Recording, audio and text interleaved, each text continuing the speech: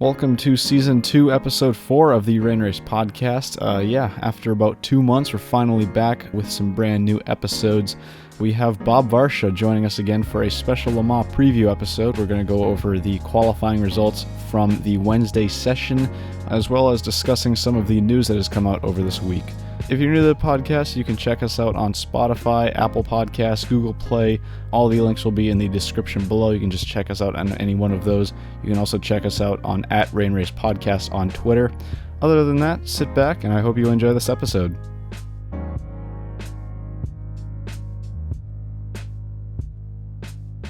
Episode 4 of the Rain Race Podcast here today.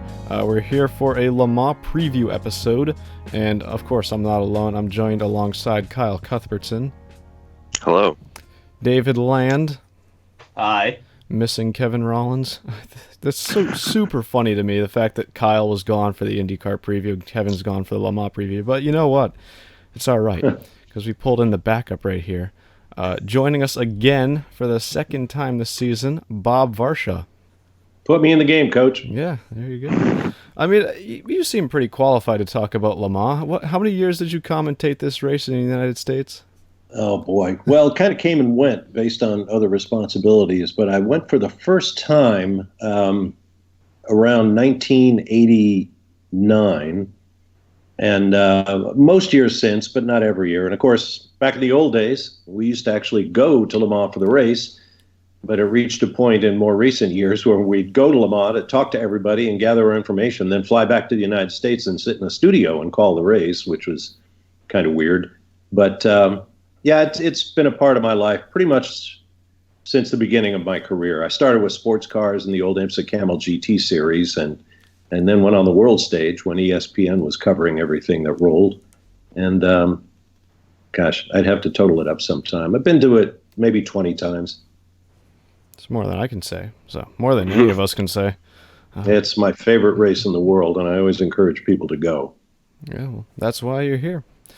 There are a couple of things I want to talk about, but first off, I do want to say this is going up, at least expected to be going up without any complications, on Friday morning here on the eastern part of the United States, and we're recording it on Thursday morning, which means that we haven't seen any news that's come out past this, and we also haven't seen the second and third qualifying sessions. So we're going to be discussing some qualifying times here, but I don't want to spend way too much time on it because obviously it's all subject to change tonight.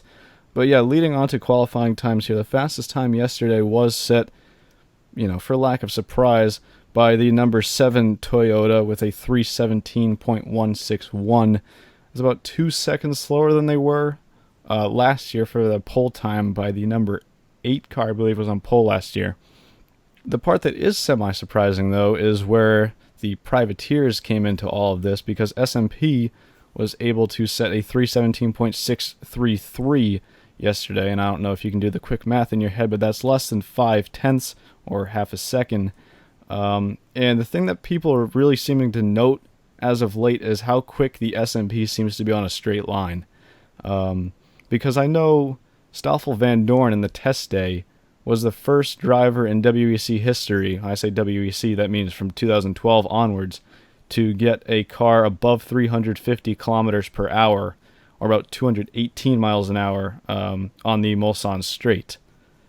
And then just going down a couple more cars, we had Rebellion, the number 3 car, with a 3:19.603, and the Toyota number 8 actually came in 4th with a 3:19.632.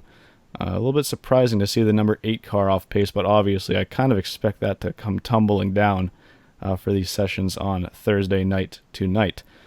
Well, I would just add, Fernando Alonso said traffic is what affected the Toyota number 8 more than anything else. Whether that's true or not, it is a surprise to see them down in 4th place after that first session, given the allowances for the only hybrid cars in the field. They'll still get their one-lap advantage over the rest of the LMP1 cars in the race, which is huge. But yeah, I'm surprised that the other LMP1 cars have gotten so close. And as you point out, top speed is a big part of the reason. Yeah, it's also going to be interesting to see how they fare out in traffic, because in the past there have been some WEC races this season where the privateers are right on pace. I think the closest they've gotten all season in qualifying was around 2/10. I want to say back at Fuji or Shanghai, one of those races. And in the race, the hybrids absolutely dominated them. It comes down to obviously mistakes that the privateers made in the race, but also you have to remember how much better the hybrids are in traffic. They get stuck behind a car, they just hit the old boost button. Hybrid boost shoots 1,000 horsepower, and they can rocket right by them. The privateer cars are all non-hybrid, so they kind of have what they have. You can't really press that magical boost button, shoot by those slower GT or LMP2 cars. So I think over the stint of a race, we're still going to be expecting to see a Toyota out front, obviously. I know you mentioned that one lap advantage, and the one thing that always comes to mind for me is 2011 Le Mans. I'm not sure if you remember this or not, but when Peugeot had a one lap advantage on fuel over Audi.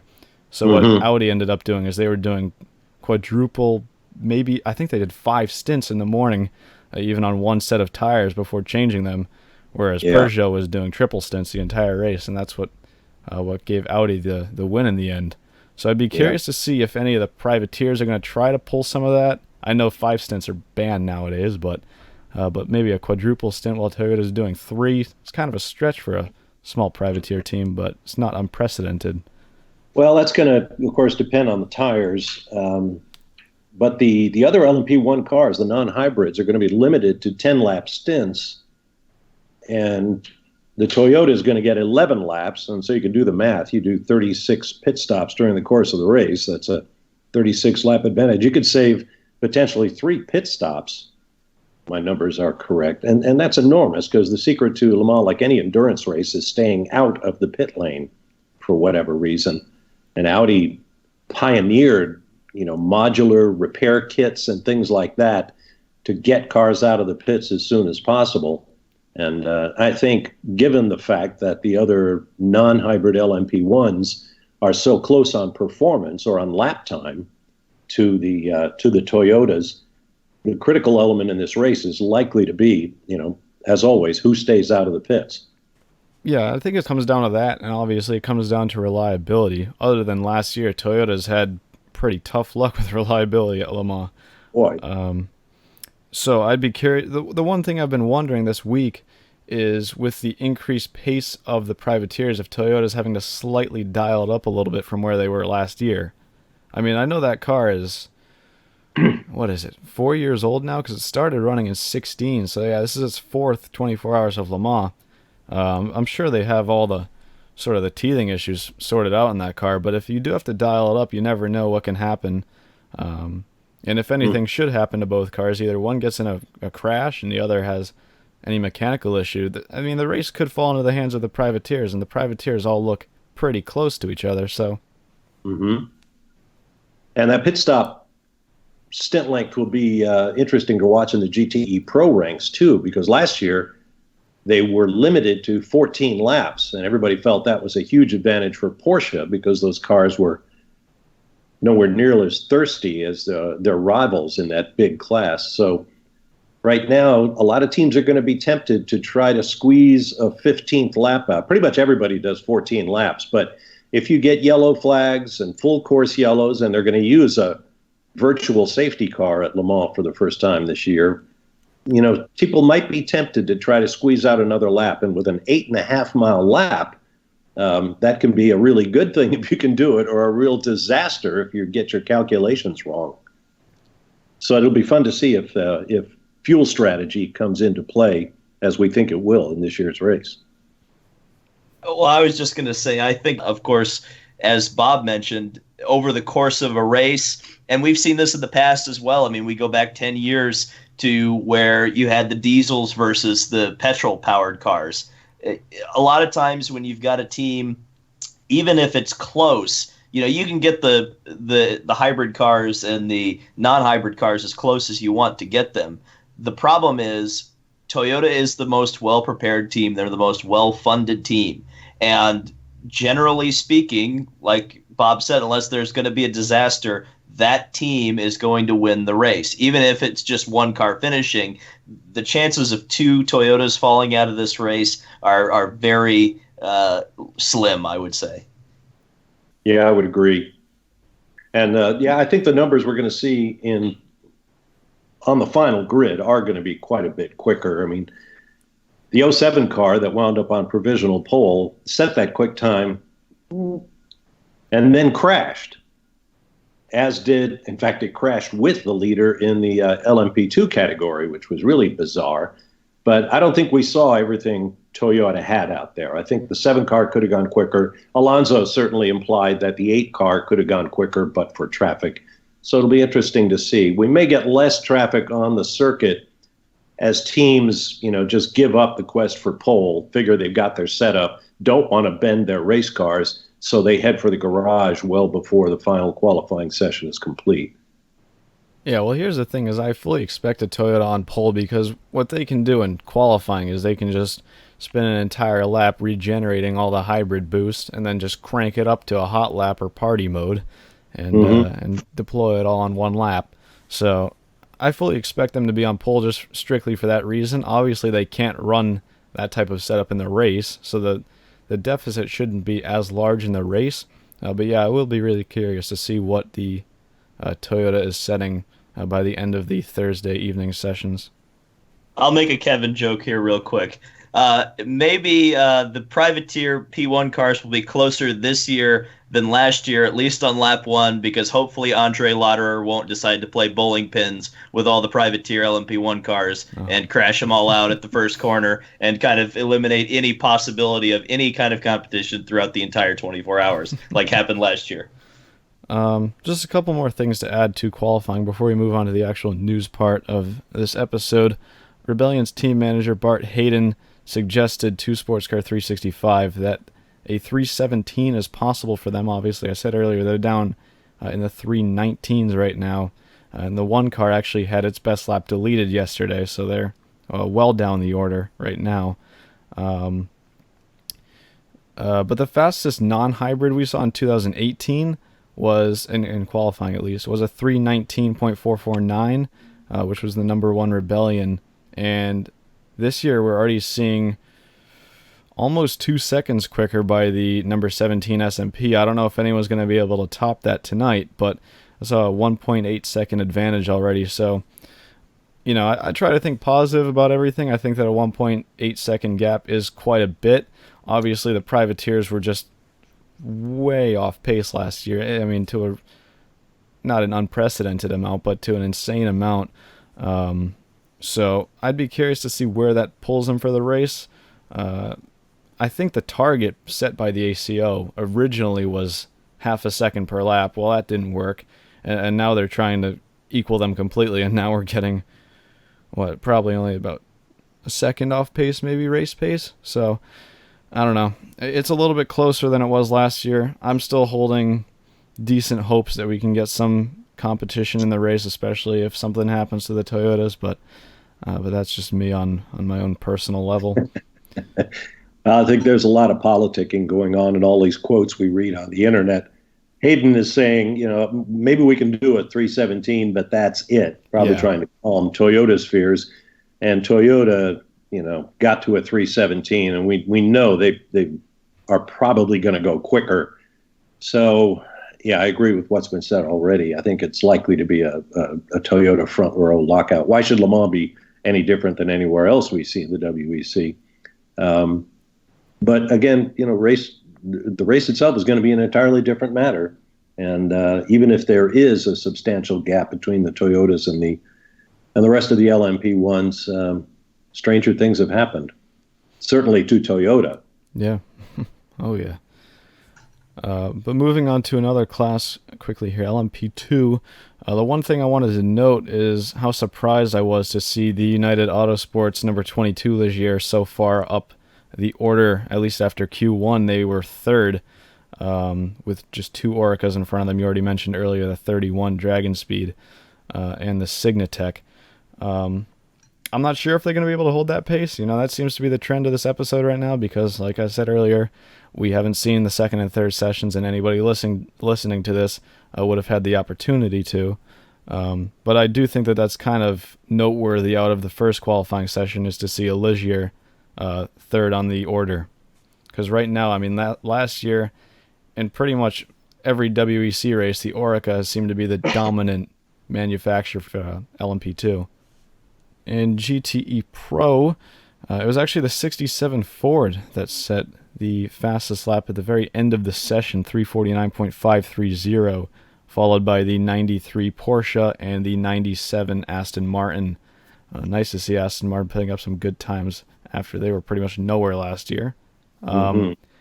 But it was actually Antonio Garcia, for the 63. I almost said number 3. It's not IMSA. For the 63 Corvette that put down the fastest lap, a 349.467.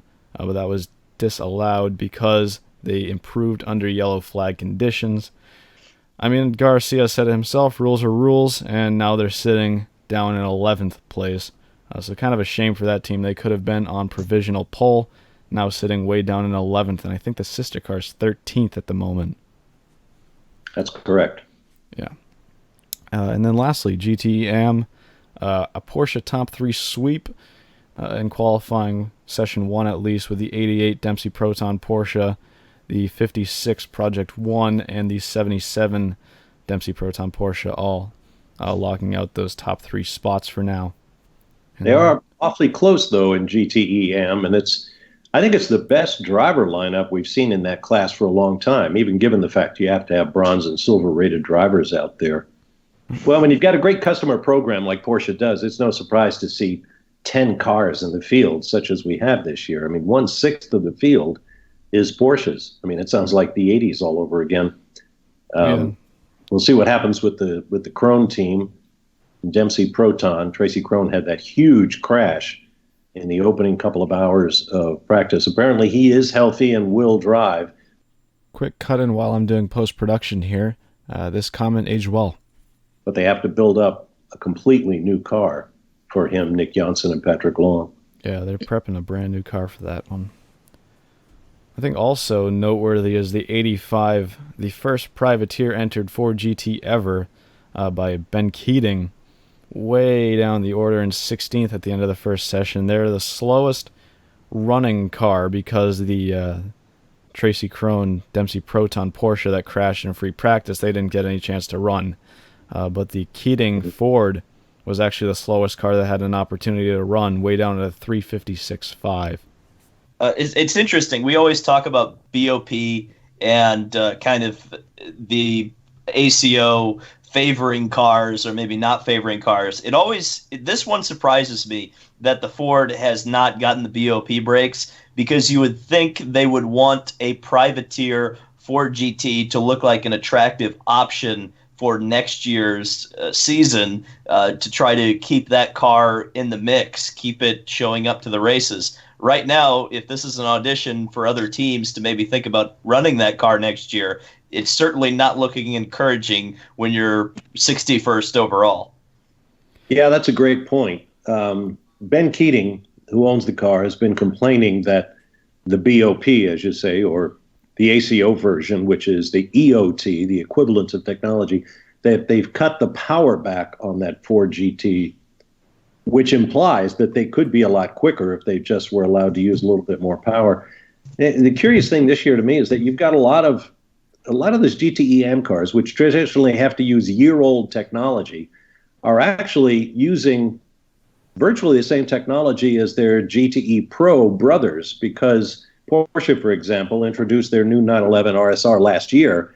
So it is a year-old car, even though the technology between the Pro and the AM versions hasn't changed much at all. So I'm surprised, as you say, that the Keating Ford GT is as far off the pace as it is, because it's essentially the same car that the Pro teams are using.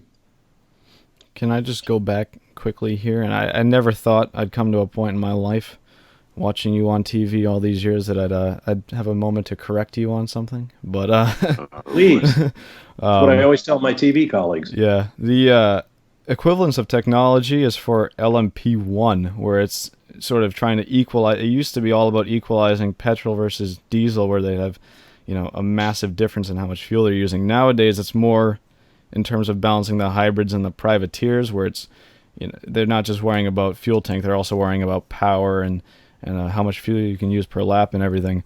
But it still retains the same principle where it's balancing the formula rather than each individual car. So the GTE classes still have balance of performance because they're balanced to each other's car, not to the formula. So, Oh, I see what you're saying. Yeah. But I mean, the concept is the same. They're trying to equalize performance throughout the field, yeah, whether it's weight or fuel usage or refill rate or stint lengths or whatever it might happen to be. yeah, That's a good point. They do treat the LMPs different than the GTs. yeah. All right, I'm going to move this on to sort of the news segment of this. Got a couple things to talk about here, and I know we were talking quite a bit before this episode even started, but we have some good discussion to go on here. First thing I want to bring up, news that came out just earlier this morning, at least Thursday when we're recording it. Zach Brown, obviously CEO of McLaren, in the news quite a bit recently for reasons that shall or shall not be known, is in attendance at Le Mans this weekend with United. Obviously, he's the owner of that, or co-owner of that team, and he's gone on the record to say, in quotes, "We are seriously looking at bringing McLaren back to endurance racing. We like the look of the new rules, and we are considering taking part in the next World Endurance Championship in 2020 and 21, which is interesting because the next one's 2019, 2020, but take that with a grain of salt, though. Correct Zach on that. Yeah, that's what I was just about to say.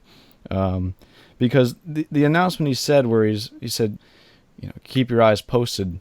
It's McLaren, so I feel like everything they've said in the past year, I've been like, oh, okay, well, I'll believe it when I see it, because obviously the whole IndyCar tobacco that they had, front and back when they were like, okay, we're going to be coming to IndyCar. They never outright said it, but they were hinting. Full time, no time. And David here started a whole Fred watch over it, and then he didn't even make the one race he actually competed it in. So it was a great story, though, wasn't it? It was a great story, but I'm just saying I got to take it with a grain of salt, because I remember watching all your videos, and you're like, oh, they're coming full time.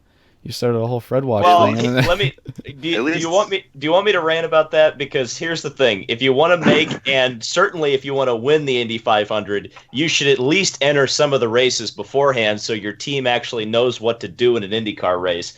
But anyway. Yeah. Hey, I want to do an IndyCar episode recapping. Oh, I'd love to do that, but I mean, yeah, we kind of ran out of time for the month of May. I should have said it at the beginning of the episode. We can ramble about that like a week from now. Been gone for a while, but yeah, between the month of May and an episode that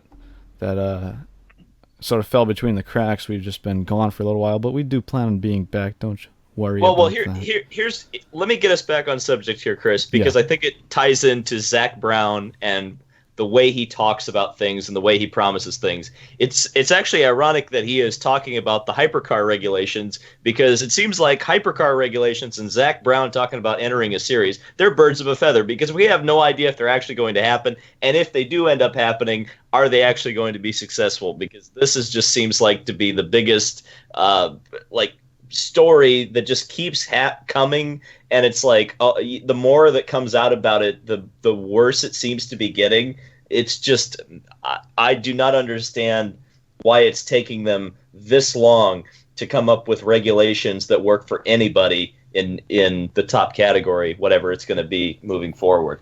Well, that too, but I think it's also the whole Zach Brown thing. It's not Zach Brown's decision like it all. So every time he comes and says something, you just have to take it with a grain of salt, because we have no idea what the people at McLaren are doing. Well, it's the team is run by a boardroom now. That's part of the problem. That's part of the reason why that car was in a paint shop, is because they have to please the board. Two things I want to bring up here. First, to your point, David, when you said the hypercar regulations are all over the place. Yeah, I'd agree with that. I think what happened with the WEC is LMP1 obviously collapsed. Porsche left in 17, Audi in 16. Now they're left with Toyota and a couple of privateers. Right now, I think that they're just in desperate need for new regulations. Now, the thing that everybody seemed to have been shouting forever was DPI to Le Mans. We got to have DPI go to Le Mans. While I'm not against that, I think that it looks better on the surface than it actually would be, especially because IMSA's already planning on replacing that whole class within the next few years. I can't remember the exact year. I want to say 2022, I think. They were planning a complete refresh of that class. So I don't think from an actual series standpoint it would be the greatest decision to just do that right now.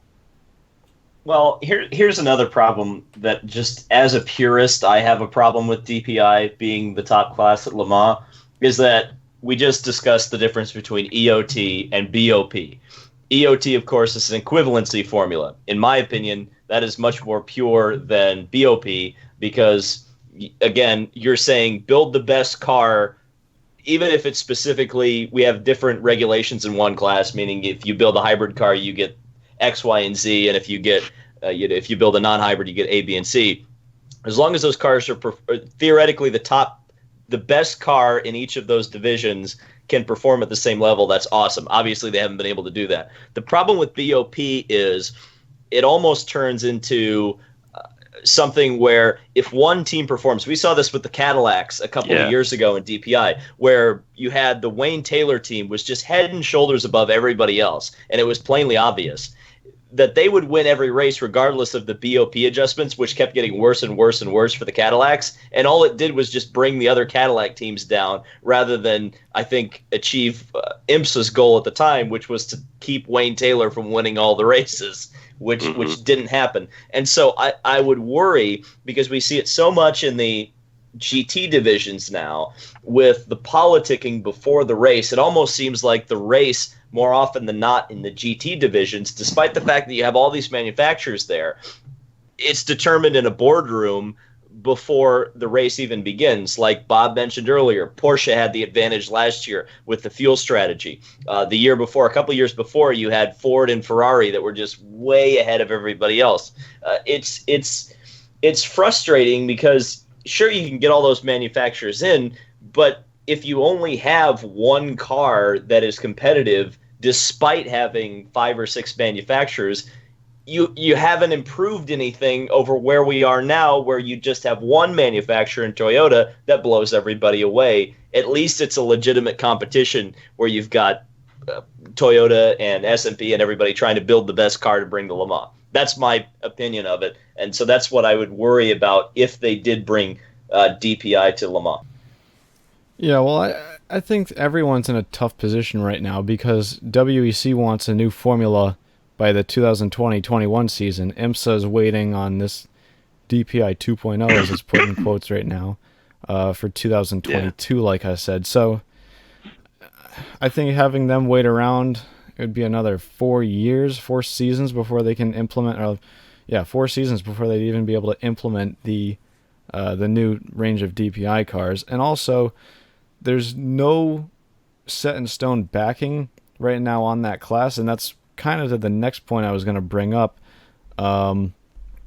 where a lot of people were very skeptical for a while. Like, why are they continuing to push these hypercars? Why are they bending over backwards to all these manufacturers with seemingly still no committed entrants?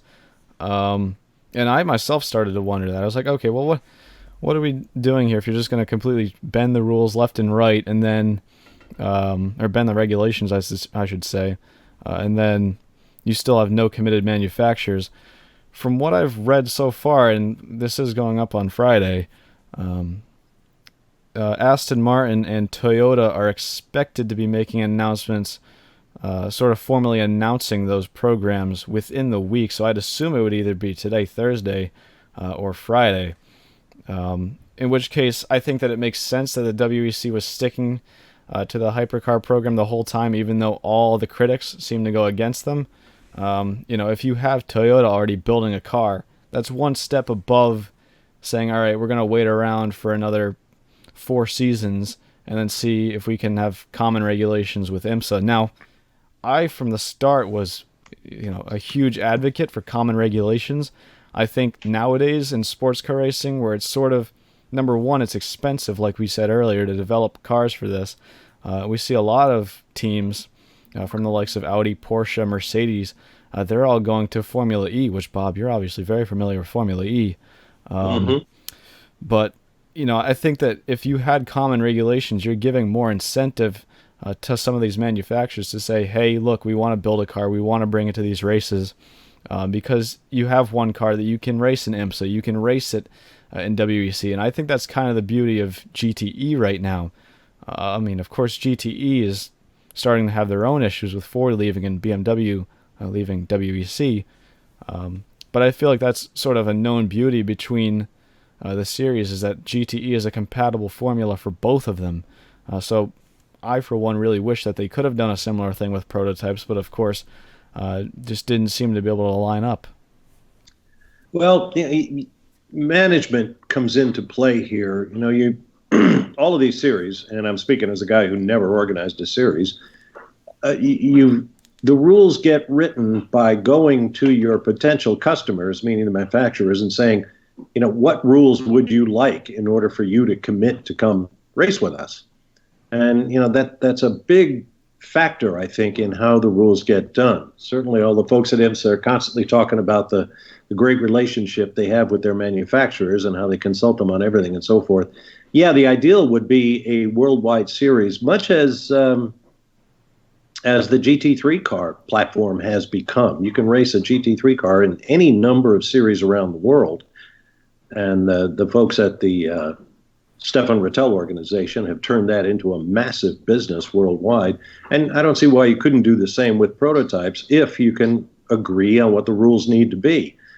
IMSA, being very cognizant of its manufacturers' desires to have cars that are distinctly theirs and that they can sell as being theirs from nose to tail in terms of all the technology, is a very different approach than what the ACO does with its handmaiden, the WEC. I mean, they design rules around a goal that they want to have in terms of how the racing world should be, and then invite everybody to come along. I have to believe they consult with somebody before they put these rules into place, but it's very much a back and forth kind of process, and fascinating in its own way, which is why I'm watching the hypercar situation pretty closely to see how the rules bend a little bit. I mean, just recently, Toyota, who thought the hypercars were going to be hybrid only, are now admitting that they're going to have to accept non-hybrid cars in any hypercar set of rules, because otherwise you don't have as many cars as you want out there. So it's the day-to-day reality of putting together a rule book for these series, particularly at the sharp end of technology, hypercars, DPIs, LMP1 prototypes. It's all great, but if nobody's willing to play, then you have to find a set of rules that they're willing to play by.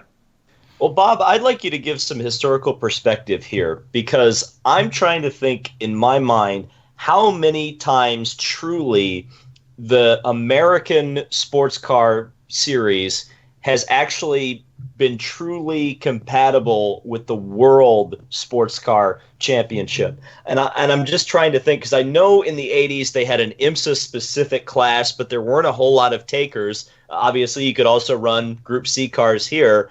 And then in the 90s, there was some crossover. But the problem was, in the 90s, the GT1 cars were so much better, and the GT1 cars never seemed to race in the United States, very rarely, in fact.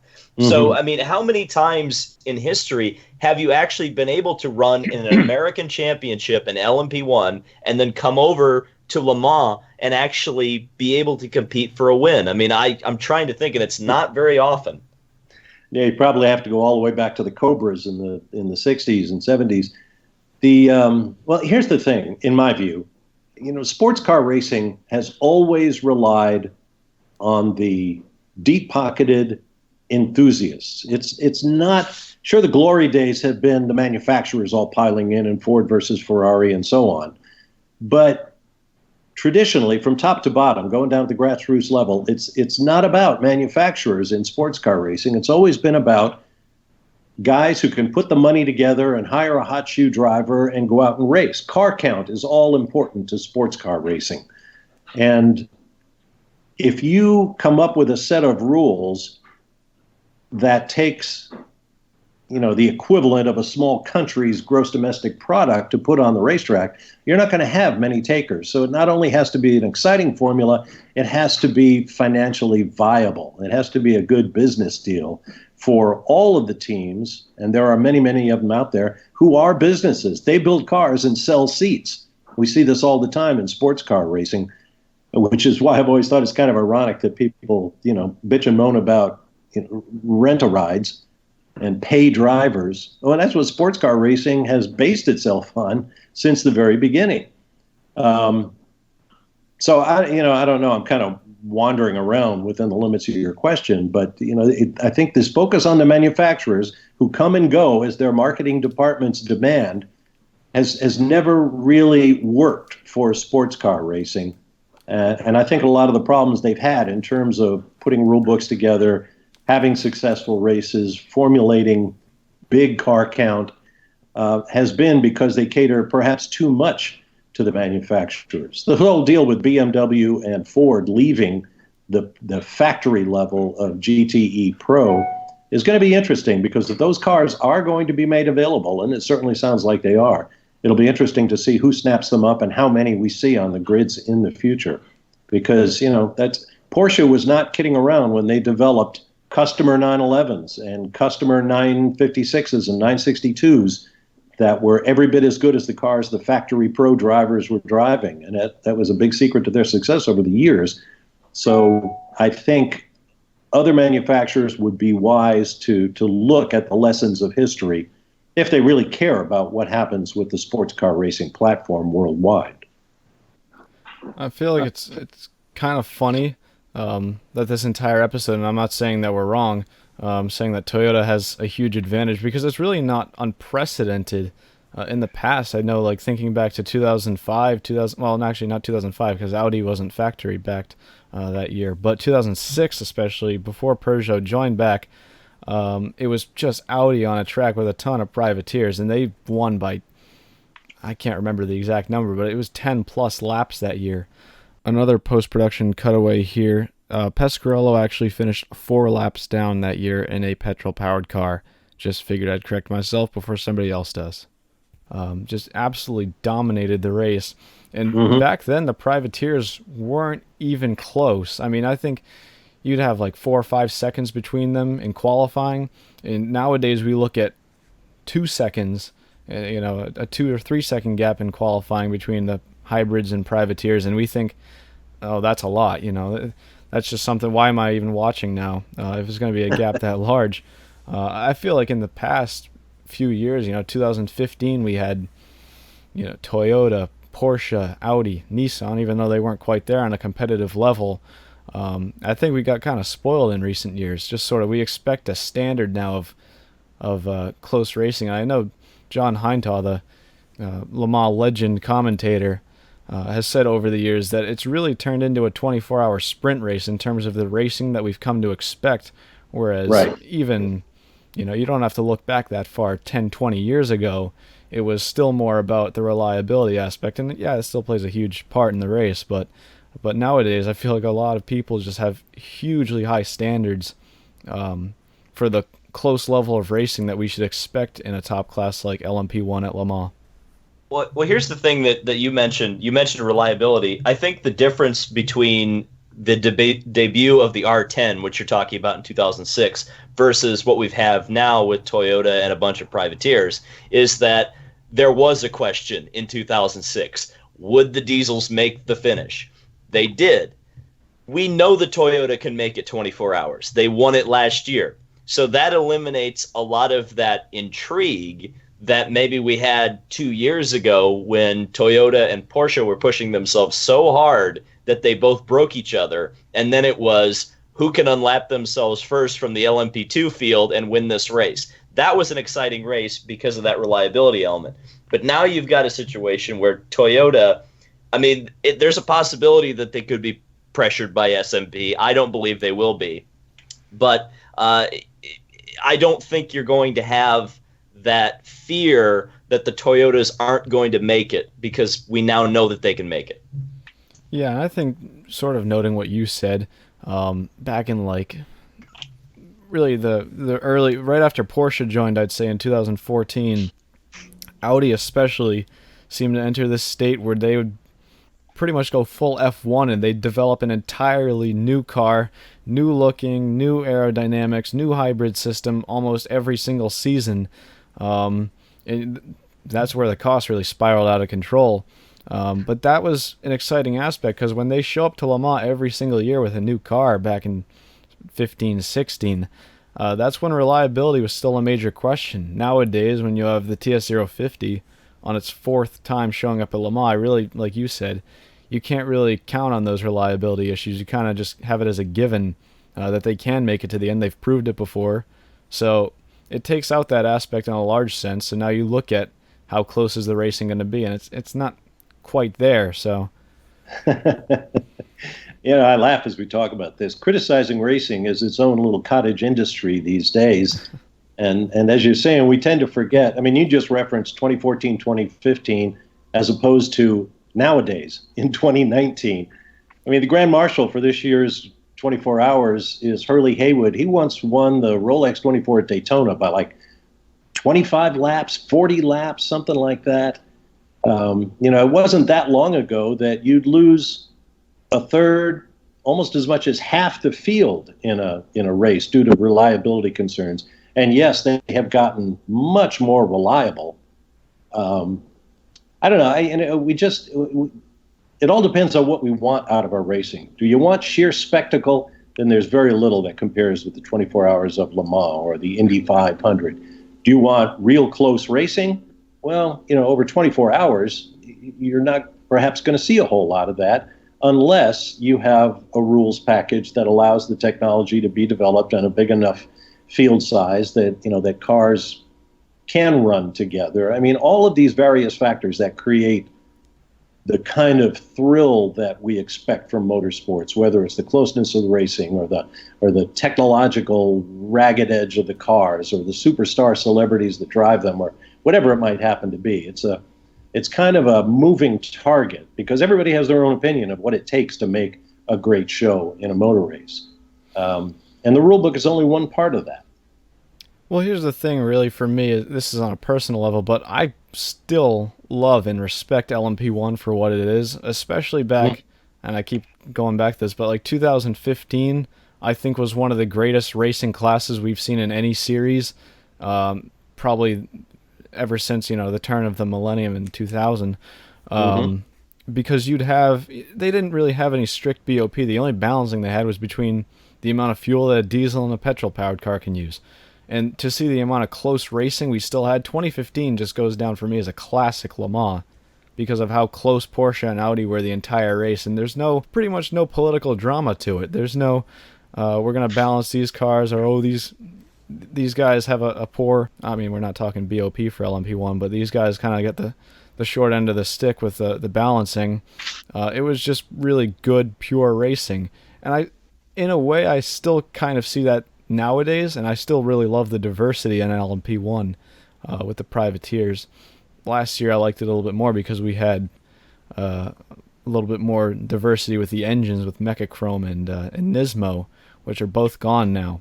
But I still respect it for what it is, and that's the thing is I can sacrifice this real need for close door-to-door action if the racing is diverse and if they don't try too hard to balance the cars. I feel like once you try too hard to balance the cars and you make it extremely political, like we're seeing in the GTE classes nowadays, it sort of takes away from the purity of the class itself. Well, you put your finger on another great element in this whole equation of what makes for great racing. Do you want diversity? Dan Gurney always used to talk about how we need more innovation, we need more new ideas, we need great breakthroughs, we need the challenge. But the downside of that is you get somebody who comes up with the double diffuser or a similar technology that allows you to wipe up the floor with everybody else, and now you're going to have the folks who want close racing bitching and moaning. But if you get the close racing by making a spec series where everybody has the same equipment, so the cars are all going to run together, then people are complaining because they're not seeing the technological innovation that they want to see out of motorsports. So you see, you're not going to please everybody. So we've got to kind of enjoy what we've got and keep looking for the best in what's about to come. So just wrapping up this discussion on the hypercars, we've been on it for quite a while. The last thing I want to add is that they're planning right now for the new class to utilize a balance of performance system where all the cars are balanced to each other rather than the current equivalence of technology, where they're just trying to equalize the formulas. I mean, I know we talked about this a lot already.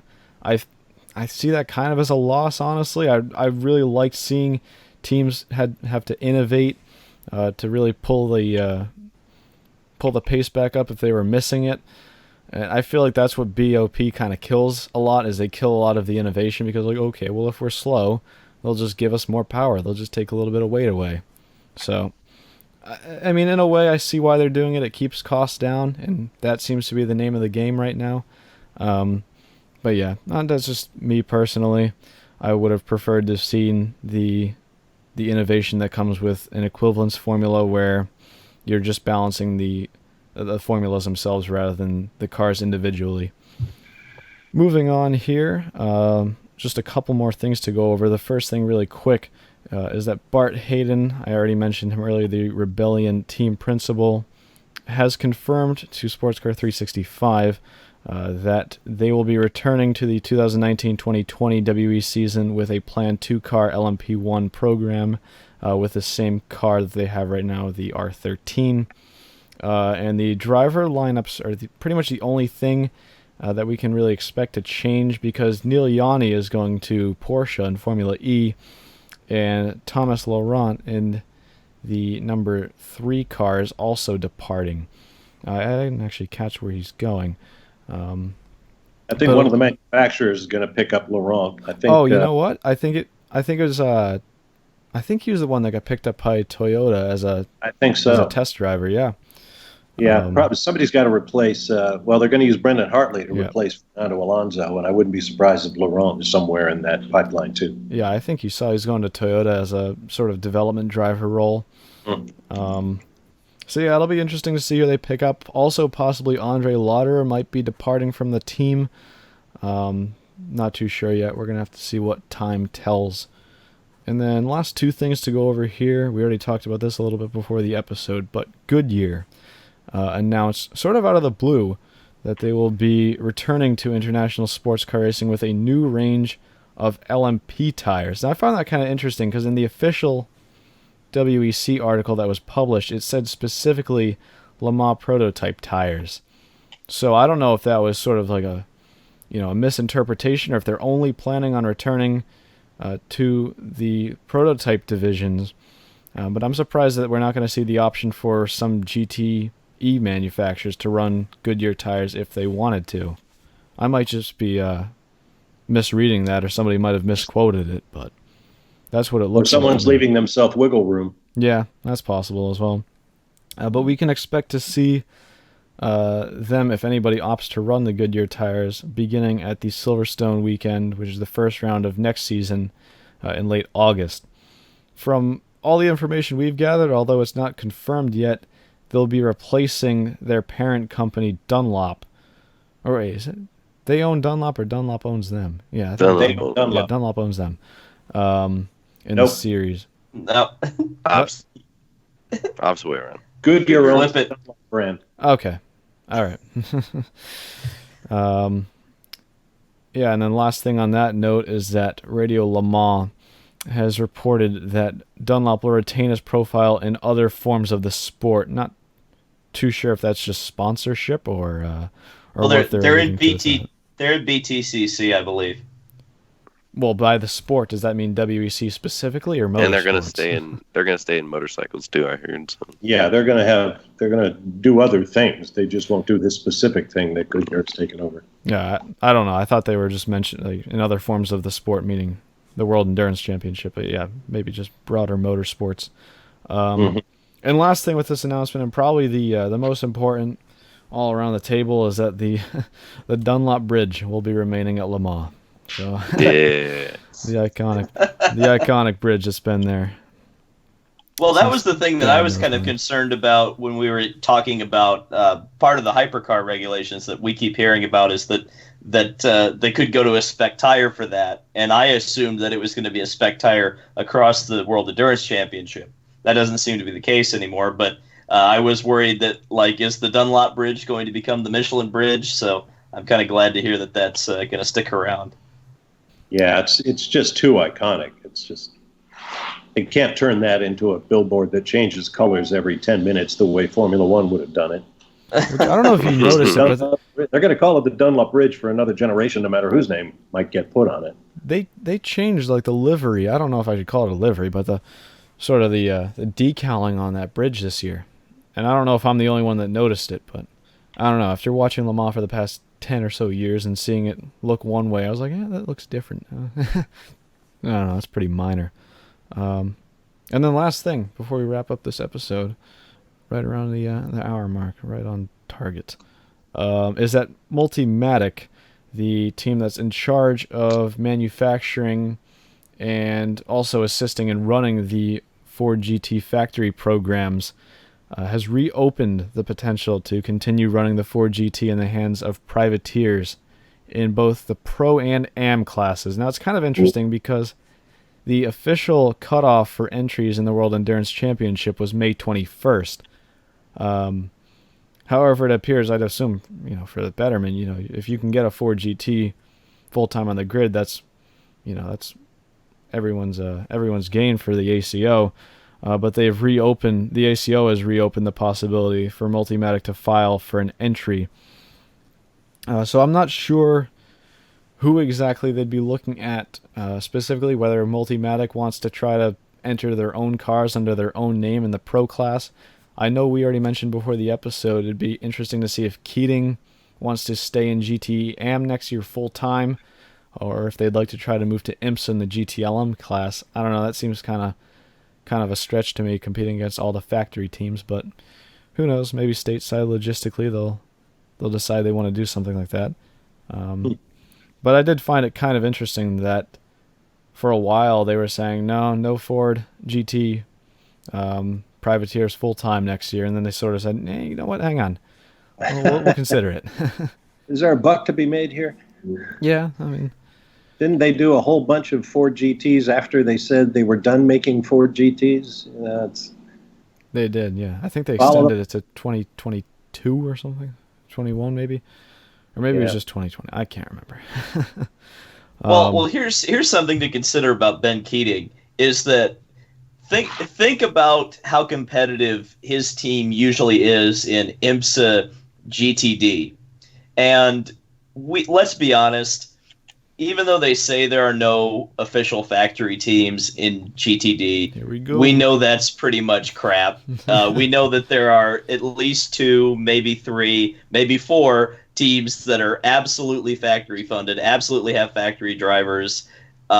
And his team always is very competitive. And it's not like Ben is well off the pace. It's not like Ben is crashing the car all the time, like some of the other privateer drivers. So, I think if that team wanted to go GTE racing in the pro divisions, whether that be IMSA or whether that be WEC, I think they could do it. It'll be just kind of, like you said, I think it's going to come down to logistics.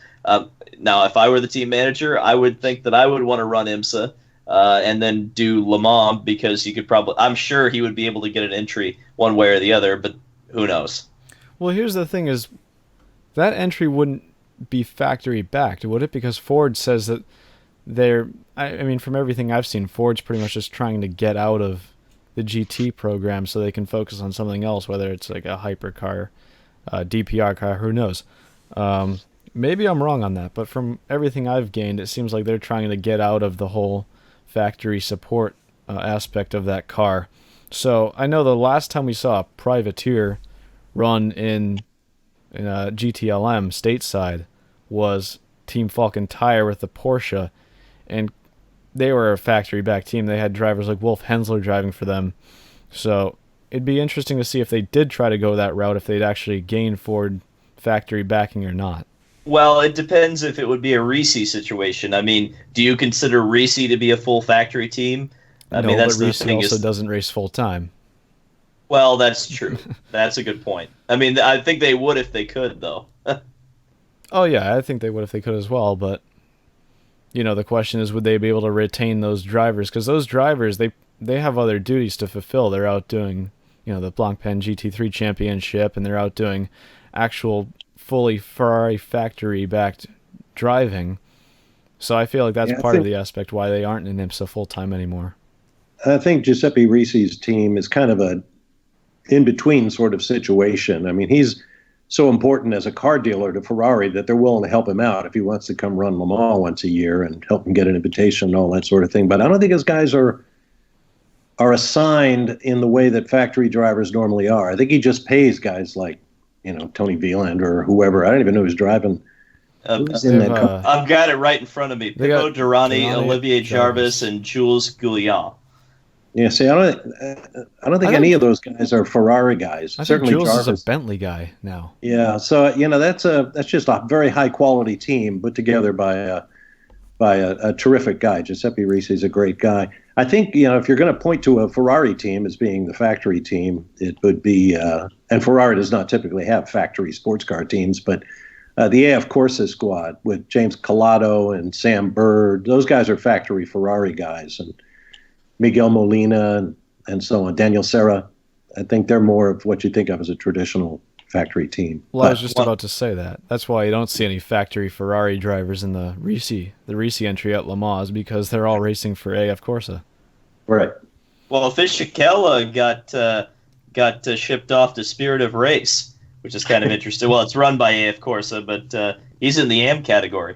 Yeah, well, and Fisichella is a Ferrari guy, so that may have been along the lines of what Porsche does. If you're a good customer, you've got a properly resourced team, and you're going, okay, we'll give you one of our factory guys to help, lower your average lap time, or whatever justification they use. Another point I wanted to raise about this year's Le Mans, if I can, I'm a big fan of history. That's one of the elements of great racing that really appeals to me. And looking at the history, I don't think we've ever had a year with as many important anniversaries, certainly for an American audience, than this year. I mean, it's the 70th anniversary of Luigi Canetti being the first American driver, naturalized American. He also won in 34 as an Italian, but he won in 1949 as an American driving with Lord Selsdon. So if you ever want to win a bet in a bar by who was the first American to win Le Mans, and everybody else goes with Phil Hill, it was actually Luigi Canetti who became the Ferrari importer and started the North American racing team and so much more. It's the 60th anniversary of the 1959 win for Carroll Shelby, who promptly retired. He and Roy Salvadori provided the only win thus far for Aston Martin. 1969, Jackie Ickx and Jackie Oliver took the last of Ford's 4 wins in a row overall with their GT40 line of cars. That was also the first year that a chassis, a specific car, won the race in back-to-back years. Chassis 1075 in the GT40 line. 1979, Klaus Ludwig and the Whittington brothers had what was maybe the biggest privateer upset of all time in a Porsche. 1989, Mercedes-Benz won the overall for the first time since they left the sport after the Le Mans disaster of 1955, as Jochen Mass, Stanley Dickens, and Manuel Reuter took the overall. 1999, BMW took their one and only victory overall with Pierluigi Martini, Yannick Dalmas, and Joe Winkelhock. And it's been 10 years since Peugeot broke up an otherwise unbroken string of Audi successes, including the end of 9 straight, I think, for Audi when they won with Matthew Brabham, Marc Genet, and Alex Wurz. So there's a lot of nice roundly numbered anniversaries being celebrated this year at Le Mans. Well, it wasn't 9 straight because you had Bentley, but Bentley in 03. But however you want to take that. There was an Audi engine in the back of it. However you want to take it. Yeah. I would just like to point out that if there is someone from Motor Trend watching right now, hire Bob Varsha because that was I hope you did that off the top of your head because that was pretty incredible. Pretty close. That was a pretty Kevin moment right there. Listing chassis numbers and everything. I was like, yeah, oh that was great. I mean, when there. the chassis numbers come out, you know that's a knowledgeable string of information there. Well, that's actually what started me thinking about it because that chassis is a particular favorite of mine. I almost wrote a little book about it not too many years ago. It's a fascinating story. It was the second win for that car. The previous year, it had 2 different drivers in it, because Jackie Ickx was supposed to drive it with Brian Redmond. They both broke bones in Formula One cars, so they weren't available. So they put Lucien Bianchi and Pedro Rodriguez in the car. And that year, the race was run in September instead of June because there was civil unrest in France at the time. So the car not only won back-to-back Le Mans, it did it in a 9-month stretch with 2 different driver crews. It's a great story. Damn. Wow. That's something I did not know. I did not know Le Mans had been run in September. Me either. Yeah. I was like, I thought I knew it all, but okay. We never know it all. No, I know. Anyway, I think that's enough to wrap it up for this episode. Again, I apologize for the slight break. It was like, 2-3 months we had no episodes, but I do plan on being back, especially with it being summer, and Kyle and myself being working on an IndyCar guest right now. Relieved of school stuff. But yeah, we got some stuff lined up for the future, so you probably want to stick around. Subscribe to the channel if you're new. You can check out the podcast on Spotify now. There's a new one, Spotify, Apple Podcasts, Google Play, CastBox, Anchor. All of them are linked on our Twitter account at Rain Race Podcast. Anyway, from myself, Kyle, and David, I'd like to thank Bob Varsha once again so much for joining us. Extremely great input on this episode. So, Bob, thank you so much for taking time out of your day to help us on this one. Oh, my pleasure, guys. Anytime. You're obviously passionate, well-informed, and you correct me when I make mistakes, so I can't ask for anything more. Yeah. From myself, Kyle, David, and Kevin, who's not here, we hope to see you in the next episode.